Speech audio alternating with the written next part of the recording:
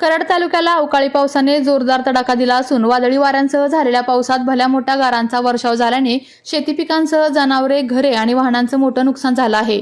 उंडाळे आणि मस्करवाडी परिसरात मोठ्या प्रमाणावर हानी झाली असून दरम्यान मस्करवाडी आणि ओंड येथेही या पावसाचा मोठा फटका बसलेला आहे।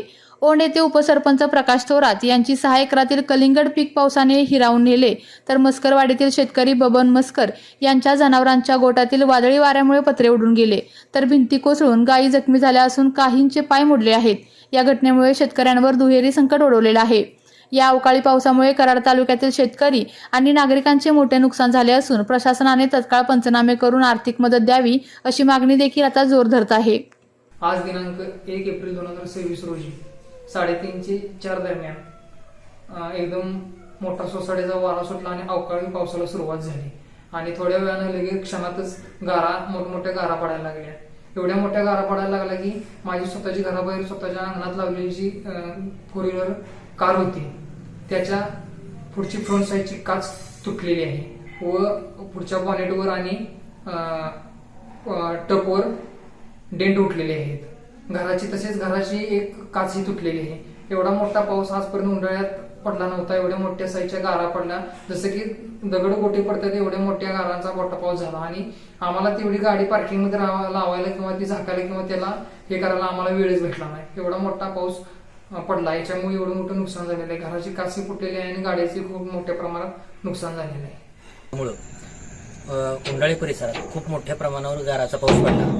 एक गार जवळजवळ 100 ते 150 ग्रॅम वजनाची गार, अशा गाराचा इतका तुफान पाऊस झाला आणि या गारामुळं गावातील अनेक काचेच्या वस्तू असतील किंवा सौर ऊर्जेवर चालणारी जी साधनं होती त्याचं खूप मोठ्या प्रमाणावर नुकसान झालेलं आहे। अचानक अवकाळी असाच म्हणजे एकदम पाऊस आल्यामुळं लोकांना समजलं नाही की काही करावं।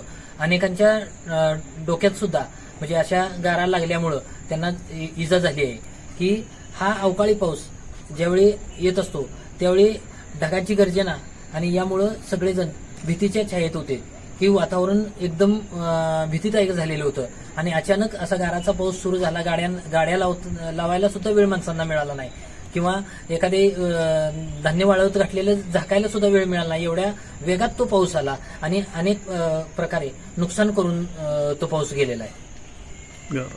बबन लक्ष्मण मस्कर, राहणार मस्करवाडी गाव।